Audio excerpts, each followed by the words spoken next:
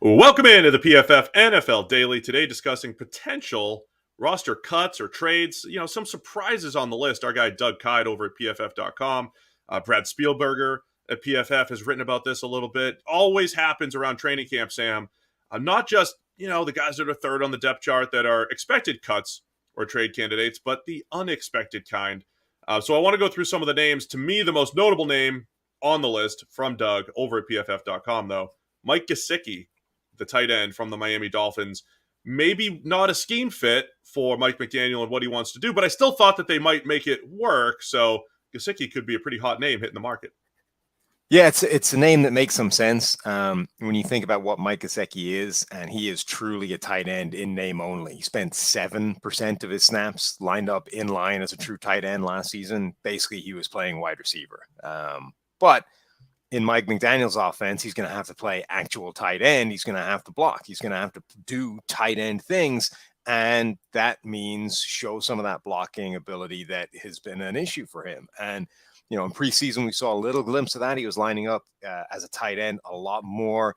On the one occasion where he was asked to stay in pass block, he gave up a pressure. So, it does seem that any, McDaniel's offense and by extension, any offense is going to need him to be a tight end, is not a great fit. You're going to need to move him and be a glorified slot receiver. And there's plenty of places in the NFL where that makes sense, but those offenses are not necessarily the ones. Yeah, Gesicki, one of those guys who started off slow in his NFL career, but had an incredible combine coming out of Penn State. Incredible athlete, and then he's developed. He has become one of the better pass catching weapons in the NFL over these last couple of years.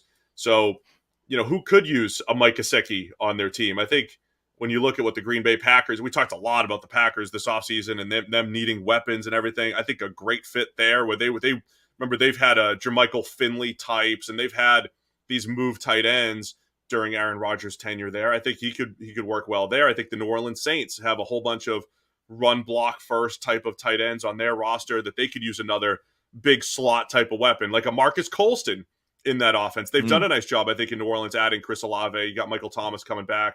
You do have some pieces there as far as pass catchers go. I think Gesicki could really put that group over the top, though, in New Orleans. And the Marcus Colston might be what he needs to be now, for NFL offenses. Think of him less as a tight end and think of him more as that power slot that can run vertically across the middle, that gets the benefit of all the free releases and the lack of sort of tight press man coverage on the outside, but can still make athletic plays and still, be a factor, not just catching short, quick passes over the middle, but actually threatening various deeper areas of the field. That, I think, is who Mike Gesicki needs to be, not as a true inline tight end and not as a true sort of wide receiver where he's playing out on the edge. Like, I don't think Mike Gesicki can do the same things as a wide receiver that Kyle Pitts can do in Atlanta, for example. He's a different and very specific type of player, and not everybody has a role for that player within their offense. When you do group Gesicki with other tight ends, though, number 6 most valuable tight end using PFF WAR over the last 2 seasons. So that is how good he's been as a receiver, just below guys, well below guys like Travis Kelce, but right up there with guys like Dallas Goedert, Gronk, Hunter Henry, guys who do more in the run game. But again, this shows just how valuable Gesicki's been from a pass catching standpoint. Any other name? So as far as trades go, Jimmy Garoppolo, we're expecting something to happen, cut or trade. That's not really one of the surprises, but something has to happen with Jimmy Garoppolo here. You would think so, yeah. Though, the closer we get to the season, the more you're going to hear rumblings or reports, rumors of them keeping him, and doing that whole, let's just keep him as a backup thing. Let's make sure we're in a good spot, that we have a better contingency plan. I think ultimately they're just killing time, because week 1, that salary gets guaranteed. So anything before week 1, you're fine. And I honestly think the most likely landing spot for Jimmy G still remains Seattle. And if you're the 49ers, the last thing you want to do is extend the runway that he has to learn Seattle's offense and get ready, because you're going to play him twice a year if that's where he goes. So I think the 49ers are just drawing this out to the last possible moment, and that's when he gets cut.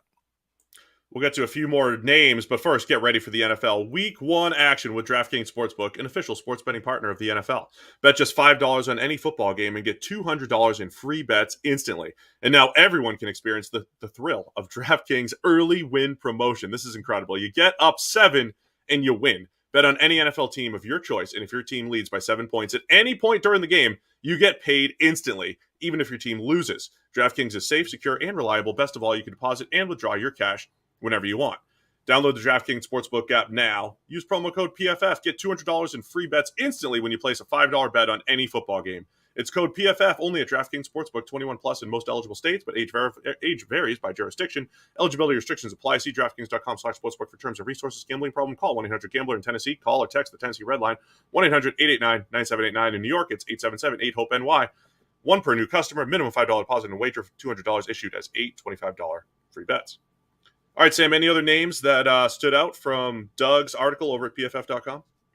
Yeah, there's from Brad's a little bit more time ago. There were some interesting names. The ones we expect in terms of Roquan Smith. There's that contract standoff with the Bears. The most recent reports there have been that he's going to play out his contract and try and leave next offseason. Now, there's a pretty good chance they franchise tag him at that point. So I'm not sure that's the Kareem Hunt has requested a trade and been denied a trade from the Browns, but anytime the player requests a trade, it becomes, it's on the table, right? Teams are going to be calling at that stage and at least gauging interest, maybe sort of floating out offers that might be potential. And then Tevin Jenkins was the other one. I was going to say, Chicago, if you're the Browns, aren't you absolutely fielding those calls for Kareem Hunt? Not just because he's a running back, not just because you already have Nick Chubb and Kareem Hunt's technically a backup or a 1B, but because of how Dearness Johnson ran last year, because they drafted Jerome Ford, who they liked coming out of the draft. I feel like the Browns have the depth to handle losing a Kareem Hunt as good as Kareem Hunt has been for them.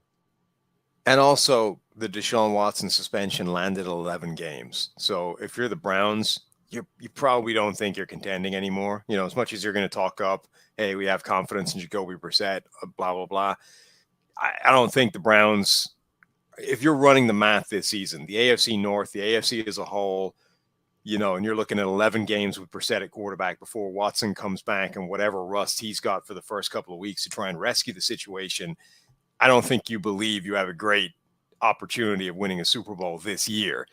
At which point, you're probably more amenable to fielding Kareem Hunt trade calls than you were when it was 6 games or when you thought you might have him for the whole season. So, yeah, I think they'd be smart to field those calls. But, they've been a team that's assembled and kept talent around as much as they've been able to the last couple of years. So, who knows? Tevin Jenkins was the other interesting name, a, second-round pick, right? Last year, pretty disastrous rookie season, injured to start it, didn't do a ton when he managed to get back into the lineup, and now has not been, necessarily working with the first string unit, has been moved positions, and it just looks like a guy that the Bears might want to cash in on given the new regime and how they're stripping this thing for parts and trying to rebuild from the ground up. It's a weird one for the Bears because if he's just not a fit, Tevin Jenkins, if he's just not a fit for the new team, there's some team around the league that may have coveted Tevin Jenkins as a first-round pick, as a first-round tackle. They either just didn't have the opportunity or they had somebody ahead of him on the board and they just drafted the other guy. Tevin Jenkins was a fringe first-round prospect as a tackle coming out of Oklahoma State. Really good college player, projects pretty well at the next level, but as you mentioned, had a rough start. So that could be smart for the Bears. Now, you might only get a mid-round pick because of supply and demand and all that stuff, but I think another team around the league absolutely should be calling, especially if you did like Tevin Jenkins a year ago at this time. Particularly, there are teams out there with terrible offensive lines. And if you've got an awful offensive line, it'll cost you a 4th-round pick to take a look at a guy who was a 2nd-round pick a year ago. Like, what the hell? Like, if you're the Raiders, right, and you have your own problems with Alex Leatherwood being an absolute disaster, like, the Raiders should absolutely be prepared to flip a mid-round pick for Tevin Jenkins just on the off chance that he's the answer, right? You could plug Tevin Jenkins in at right tackle. He might be the best player you have, and it might only cost you a 4th or a 5th rounder. I would be all for that if you're the Raiders or, one of these other teams that has glaring weaknesses along the offensive line. Raiders should absolutely be calling about every potential offensive lineman. The other name I think the Raiders in particular could be calling about that's on Doug's list here. Darius Slayton, the wide receiver from the New York Giants. He's been a decent deep threat since entering the league. I look at a few of the receiving cores around the league. Of course, the Packers could use any bodies that are going to be good, but the Raiders in particular could use a deep threat as their number 3 to go with Hunter Renfrow and Devontae Adams. They got Mac Hollins in there right now. I think that could be a good fit for Darius Slayton. We also need teams to start calling about Denzel Mims just so I can revive his career and still be able to like Denzel Mims, because right now the poor guy's buried on the Jets depth chart. He's got Zach Wilson and Joe Flacco throwing him the ball. It's not going well for Mims. So I need somebody to pick up the phone, do him a solid and bring him to a team that can actually get him the ball. Mims was such a fascinating evaluation. He was that guy that won the offseason. Great Senior Bowl, great workout, but Mims has just not had it translate on the field so far. So, yeah, he could end up in a new home here in August. Who do you think? Who are the surprise roster cuts and trades? Let us know. It's a PFF.